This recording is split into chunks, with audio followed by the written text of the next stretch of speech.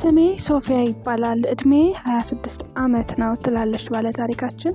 ዛሬም ይዤላችሁ የመጣሁት ታሪክ በገሃዱ ዓለም እየተኖረ ያለ እውነት ነውና ተከታተሉኝ። ስሜ ሶፊያ ይባላል። እድሜ 26 ዓመት ነው። የምኖረው በትንሽ ከተማ ውስጥ ነው። ሉቃስ የሚባል ፍቅረኛ አለኝ። አብረን ነው የምንኖረው። 2 ክፍሎች፣ ትንሽ ኩሽናና አንድ መታጠቢያ ቤት ያለው ትንሽ ደስ የሚል አፓርታማ አለን። አፓርታማው ትልልቅ መስኮቶች ስላሉት በየጠዋቱ ፀሐይ ይገባበታል። ፀሐይ እወዳለሁ፣ ደስተኛ ያደርገኛል ትላለች ባለ ታሪካችን። እንከታተላት።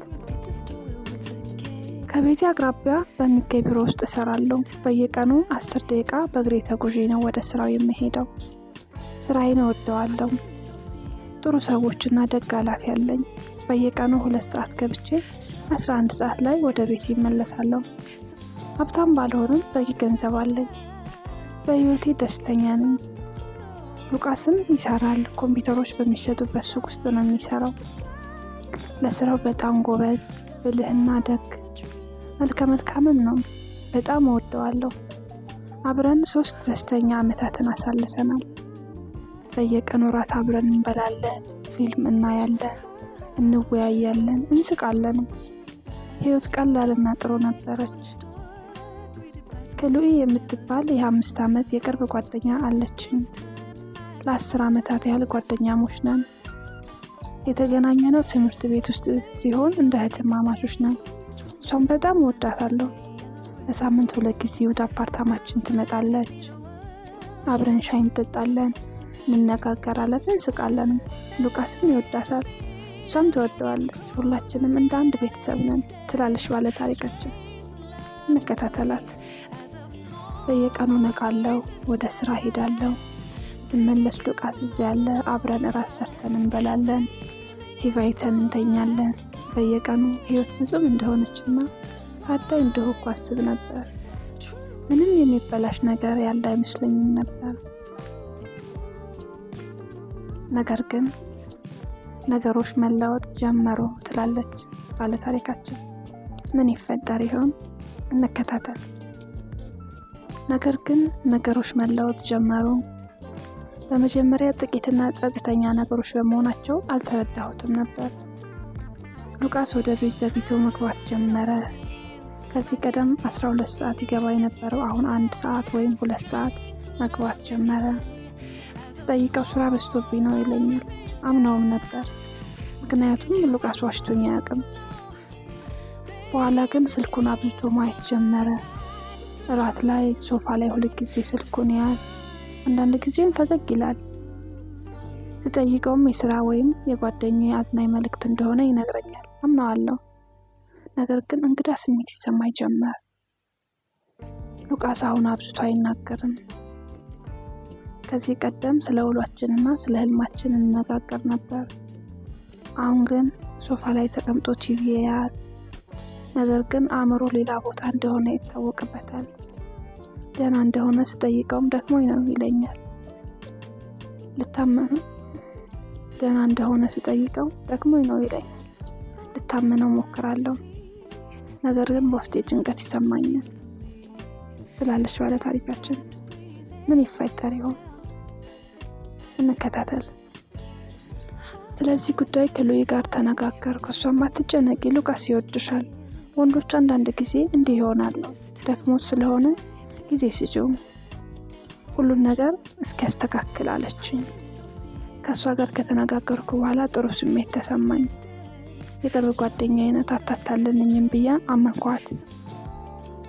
ስለሆነም ታጋሽ ለመሆን ወሰንኩ። ፈገግ እላለሁ፣ ጥሩ ምግብ እሰራለታለሁ፣ ጥያቄዎችን አልጠይቀውም፣ ቦታ ሰጠዋለሁ። ነገር ግን ሉቃስ አሁንም አልተለወጠም።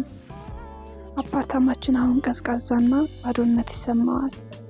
ደስተኛ አልነበርኩም። ነገር ግን ምንም ሳልናገር ነገሮች ይስተካከላሉ ብዬ ተስፋ በማድረግ ጠበቅኩ ትላለች ባለ ታሪካችን። ክሉኢ አሁንም በሳምንት 2 ጊዜ ትጎበኘናለች። ለእኔ በጣም ጥሩ ናት። ታቅፈኛለች፣ እንዳላስብ ትነግረኛለች። ነገር ግን አንድ እንግዳ ነገር አስተዋልኩ። ክሉኢ ስትመጣ ሉቃስ ይለወጣል፣ ያበራል፣ ይስቃል፣ ያወራል። አንዳንድ ጊዜ የሚቀሉትን ቀጥ አልረዳውም። በልዩ ሁኔታም እርስ በርስ ይተያያሉ። በሁለቱ የተወደዱ ሰዎች መካከል ሆኜ በብቸኝነት ይሰማኝ ነበር። አንድ ቀን ክሉይ አዲስ ሽቶ ተቀብላ መጣች። የአበባና የቫኒላ ደስ የሚል ሽታ ነበረው። በሚቀጥለው ቀን የሉቃስን ሸሚዝ ለማጠብ ሳነሳ ያንን ተመሳሳይ የክሉይ ሽቶ አሸተትኩት። ልቤ ቆመ። የክሉይ ሽቶ በሉቃስ ሸሚዝ ላይ ምን ይሰራል? እጆቼ ተንቀጠቀጡ። ምናልባት ሲጠያየቁ ተቃቅፈው ይሆናል። ይህ ተፈጥሯዊ ነው ብዬ ራሴን ለማሳመን ሞከርኩ። ሸሚዙን አጥቤ ልረሳው ሞከርኩ፣ ነገር ግን አልቻልኩም። አሁን የበለጠ ነገር ማየት ጀመርኩ። በስልክ መልእክት ይላላካሉ። እሷ ስትደውል በሩን ዘግቶ ሌላ ክፍል ገብቶ ያወራታል። አንድ ምሽት ሶፋ ላይ ተቀምጦ ሲስቁና ሲያወሩ እኔ ወንበር ላይ ተቀምጫቸው ነበር። እኔ እንዳለሁ እንኳን አይቆጥሩኝም ነበር።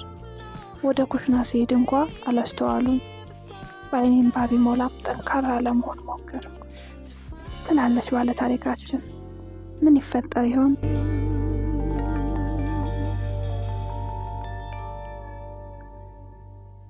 ነገሮችን ለማስተካከል በማሰብ ለሁለታችን ብቻ የሳምንት የእረፍት ጉዞ አዘጋጀሁ። ከባህር አጠገብ የሚገኝ ሮማንቲክ ሆቴል ያዝኩ። ሉቃስ ሐሳቡን ወደደውና ለመሄድ ተስማማ። የመሄጃው ቀን ደረሰ። ሻንጣችንን አዘጋጀው። እሱ ከስራ 10 ሰዓት ላይ መጥቶ እንደምንሄድ ተነጋገር። ደስ ብሎኝ አፓርታማውን አጸዳው። ጥሩ ልብስ ለበስኩ። 10 ሰዓት ሆነ። 11 ሰዓት 12 ሰዓት ሉቃስ የለም። ከዛ ደወለልኝ። ከመናገሩ በፊት ልቤ ያወቀው በስራ ቦታ ትልቅ ችግር ስለገጠመው መምጣት እንደማይችልና በቀጣይ ሳምንት እንደምንሄድ ነገረኝ። ሁልጊዜ ቀጣይ ሳምንት። በውስጤ አንድ ነገር ተሰበረ። ደህና ብዬ ስልኩን ዘጋሁት። መሬት ላይ ተቀምጬ ለረጅም ጊዜ አለቀስኩ። ከዛ ማልቀሴን አቆምኩ። ውሳኔ ወሰንኩ። ለጥቂት ቀናት ወደ ወላጆቼ ዘንድ ለመሄድ ወሰንኩ። ከሉቃስ ከክሉይና ከውሸቶች ለመራቅ ፈለግኩ። ትንሽ ሻንጣ አዘጋጅቼ ለእናቴ ወደ ቤት እየመጣው እንደሆነ ላኩላት። በሚቀጥለው ጠዋት ሉቃስ ተኝቶ እያለ ሳልሰናበተው ወጣሁ። በመኪናዬ የነዳው አለቀሱ። ነገር ግን ትንሽ ነፃነትም ተሰማኝ። 1 ሰዓት ያህል ከነዳው በኋላ ለእናቴ የገዛሁላትን የልደት ስጦታ ቤት እንደረሳው ትዝ አለኝ። መኪናውን መልሼ ወደ ቤት ተመለስኩ። በሩን በቁልፌ በዝግታ ከፈትኩ። አፓርታማው ጨለማና ጸጥተኛ ነበር። በድንገት ከሳሎን ለስላሳ ሙዚቃ ሰማሁ። ሉቃስ ጠዋት ላይ ሙዚቃ አይወድም። ልቤ በፍጥነት እየመጣ በዝግታ ወደ ሳሎን ተጓዝኩ። በሩ ላይ ቆሜ ወደ ውስጥ ስመለከት በሶፋ ላይ 2 ሰዎች አየሁ። ሉቃስና ክሉይ ነበሩ። በጣም ተቀራርበው ተቀምጠው ሳይነጋገሩ ይሳሳሙ ነበር። ቆምኩ። መንቀሳቀስ አልቻልኩም። መተንፈስም አልቻልኩም። ፍቅረኛዬና የቅርብ ጓደኛዬ በእኔ ቤት በእኔ ሶፋ ላይ ይሳሳማሉ። ልቤ አልተሰበረም። ከዛ ሉቃስ አይኑን ሲከፍት አየኝ። ደነገጠ። ብድግ ብሎ ሶፊያ አለ። ክሉይም አይኗን ስትከፍት አየችኝና ማልቀስ ጀመረች። ይቅርታ ይቅርታ እያለች ደጋገመች። ነገር ግን ይቅርታ አሁን ምንም ትርጉም የለውም። አላለቀስኩም፣ አልጮህኩም፣ ምንም አልተሰማኝም። ባዶ ሆንኩ። እነዚህን 2 ሰዎች ወዳቸው ነበር። አሁን ግን አላውቃቸውም። እንግዳ ሆኑብኝ። ሉቃስ ሊነካኝ ሲጠጋ ወደ ኋላ ፈገፈኩ። አትንካኝ አልኩት። ድምፄ በጣም ዝቅተኛና ቀዝቃዛ ነበር። ክሉይ አለቀሰች። እባክሽ ይቅር በይኝ፣ የቅርብ ጓደኛሽ ነኝ አለችኝ። ነገር ግን ቃላቶቿ ውሸት ነበሩ። ክሉይን ወደ ቤት ሂጂ አልኳት። ያለቀሰች ወጣች። አሁን እኔና ሉቃስ ብቻ ቀረን። ሉቃስ ስህተት ነበር፣ ምንም ማለት አይደለም፣ እወድሻለሁ፣ እባክሽ አትሂጂ እያለ አወራ። ነገር ግን ቃላቱ ለእኔ ወሬ ብቻ ነበሩ። ብቻዬን መሆን እፈልጋለሁ ብዬ ወደ መኝታ ክፍል ገብቼ በሩን ቆለፍኩት። ሉቃስ በሩን አንኳኳ፣ ነገር ግን አልመለስኩለትም።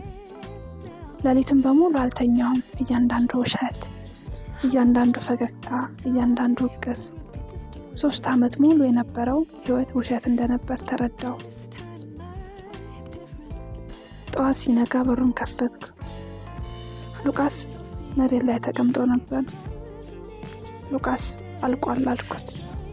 ድምፄ የረጋና ጠንካራ ነበር። እያለቀሰ ሊለምነኝ ሞከረ፣ ነገር ግን አልሰማሁትም። የአፓርታማውን ቁልፍ ጠረጴዛው ላይ አስቀምጬ ሻንጣዬን ይዤ ወጣሁ። ወደ ወላጆቼ ቤት ሄድኩ። አቀፉኝ። ምንም ጥያቄ አልጠየቁኝም። እናቴ ሻይ አፈላችልኝ። አባቴ አጠገቤ ተቀመጠ። እዛ ለ2 ሳምንታት ተቀመጥኩ። አለቀስኩ። አንዳንድ ቀን ተናደድኩ። ነገር ግን በየቀኑ ትንሽ እየጠነከርኩ መጣሁ። ከዛ በኋላ ወደ ከተማዬ ተመለስኩ። ነገር ግን ወደ ሉቃስ አልሄድኩም። አንድ ክፍል፣ ትንሽ ኩሽናና መታጠቢያ ቤት ያለው አዲስ ትንሽ አፓርታማ ተከራየሁ። እሱ የኔ ብቻ ነው። ምንም ውሸትና ሚስጥር የለበትም። መጀመሪያ ላይ ብቻዬን መሆን ከባድ ነበር። መሬት ላይ ተኛ ነበር። ነገር ግን ቀስ በቀስ አልጋ፣ ጠረጴዛ እና ወንበር ገዛሁ። አፓርታማውን ቤት ያደረኩት። በየቀኑ ወደ ስራ ሄዳለሁ። ከስራ በኋላ ብቻዬን እራት በልቼ ቲቪ እያየሁ እኖራለሁ። እየተቋቋምኩት ነበር። ውድ ቤተሰቦቼ፣ ይህ ታሪክ ምን ላይ ያቆም ይሆን? እንከታተል። አንድ ቀን ትላለች ባለ ታሪካችን፣ አንድ ቀን የኪነ ጥበብ ማስታወቂያ ያላት ትንሽ ሱቅ አየሁ። ወደ ውስጥ ስመለከት ሰዎች እየሳሉ ደስተኛና ሰላማዊ ሆነው አየኋቸው። አንድ ሴት ፈገግ ብላ መሞከር ትፈልጊያለሽ አለችኝ። ለምን አይሆንም ብዬ ገባሁ። አስተማሪው ደግ ነበረች። ብሩሽን አንስቼ ቀለሞች በወረቀት ላይ አሰፈርኩ።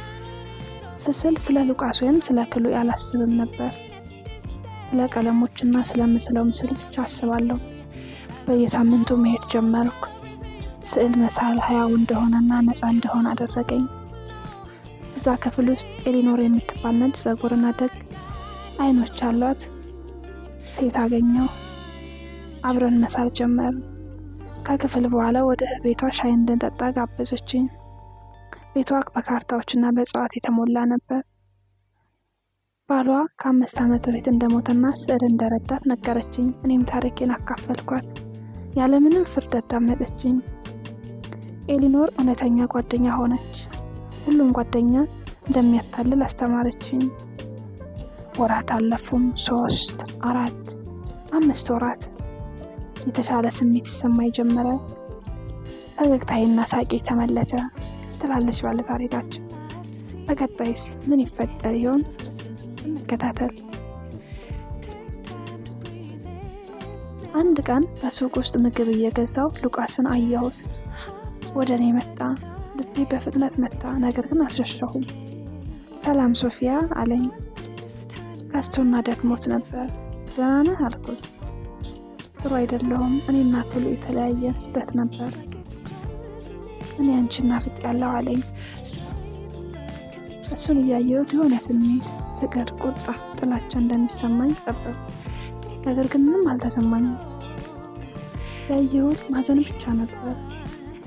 ስላዘንክ አዝናለሁ ሉቃስ፣ ሰላምና ደስታ እንድታገኝ እመኛለሁ ብዬ ወደ ኋላ ሳልመለከት ሄድኩ። ነፃነት ተሰማኝ። እሱም አያስፈልገኝም። በቀጣይም ስዕሎቼ እየተሻሻሉ መጡ። ኤሊኖር እንድሸጣቸው አበረታታችኝ። በቅድሚያ ገበያ ላይ ትንሽ ጠረጴዛ ዘርግቼ ስዕሎቼን ማቅረብ ጀመርኩ። ሰዎች ስዕሎቼን መግዛት ጀመሩ። በጣም ኩራትና ደስታ ተሰማኝ። አሁን የሉቃስ ፍቅረኛ ወይም የክሉ ጓደኛ አይደለሁም። እኔ ሶፊያ ነኝ፣ ሰዓሊዋና ተቋቋሚዋ ሶፊያ። አንድ ቅዳሜ ጁሊያን የሚባል ረጅም ጠቆር ያለ ፀጉር ያለውና ደግ ፊት ያለው ሰው ወደ ጠረጴዛው መጣ። የፀሐይ ስዕሌን ወዶ ገዛው። ቡና አብረን እንጠጣ ደስ ይለኛል ሲል ጠየቀኝ። ደነገጥኩ። ቡና ማለት ቀጠሮ ነው። ደግሜ ሰዎችን ማመን እችላለሁ? ነገር ግን ተሰብሬ ነበር። አሁን ግን ጠንካራ ነኝ ብዬ አሰብኩና እሺ ያልኩት። ፈገግታው ሰፊ ነበር። ስልኬን ተቀብሎኝ ሄደ። በቀጣይስ ምን ይፈጠር ይሆን? እንከታተል። ማክሰኞ ዕለት ደወለልኝና ለቅዳሜ ፓርኩ አቅራቢያ በሚገኝ ቡና ቤት እንድንገናኝ ተነጋገርን። ቅዳሜ ሲደርስ ቀለል ያለ ሰማያዊ ቀሚሴን ለብሼ ሄድኩኝ። ቡና ቤት ውስጥ ተገናኘን። እሱ ቡና እኔ ሻይ አዘን ለ2 ሰዓታት ያህል ተወያየን። ስለ ስራችን፣ ስለ ቤተሰቦቻችንና ማክስ ስለሚባለው ውሻ አወራን። በጣም ደስ የሚል ጊዜ ያሳለፍን። ሲሸኘኝ ደግመን እንገናኝ አለኝ። እሺ አልኩት። ወደ ቤት የተመለስኩ። አልጋዬ ላይ ተቀምጬ ስለ ጁሊያን አሰብኩ። እሱ ደግ፣ አዝናኝና እውነተኛ ነበር። ይህ ገና ፍቅር ባይሆንም ተስፋ ነው። ወደ መስኮት የተጠግቼ ፀሐይ ግባትን ተመለከትኩ። ህመም እውነተኛ ነው፣ ነገር ግን ማገገምና አዲስ ጅምርም እውነተኛ ናቸው። አዲሷ ሶፊያ ጠንካራና ብልህ ናት። ሉቃስና ክሎኢ ልቤን ቢሰብሩትም እውነተኛ ነፃነትና ራሴ እንድፈልግ አስገድደውኛል። ቤቴ ትንሽ ናት፣ ነገር ግን የኔ ናት። ራስ ሰርቼ በላው። ብቻዬን በሆነም ብቸኝነት አልተሰማኝም። መጽሐፍ አነበብኩና ወደ አልጋዬ ሄድኩ ትላለች ባለ ታሪካችን። በቀጣይስ እውን ጁሊያን እና ሶፊያ አብረው ይቀጥሉ ይሆን? በቀጣይ ፓርት ጠብቁን።